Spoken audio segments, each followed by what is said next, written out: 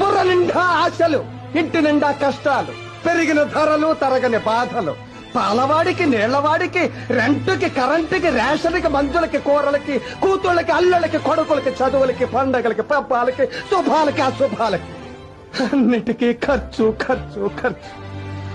తెల్లవారితే సమస్య, నోరు విప్పితే డబ్బు, అడుగు వేస్తే అప్పు. అన్నిటికీ సాకు 1వ తారీఖు. అది సర్వరోగ నివారిణి. 1వ తారీఖు అని 30 రోజులు ఎదురు చూస్తాను సార్.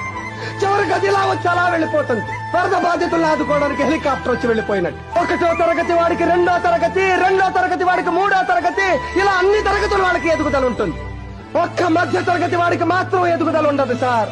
ఒక్కడు రెక్కలు ముక్కలు చేసుకుని సంపాదిస్తుంటే 10 మంది అడ్డగాడిలా కూర్చుని తినే దౌర్భాగ్య సాంప్రదాయం మారినంత వరకు మా మధ్య తరగతి కుటుంబాల కథ ఇంతే సార్.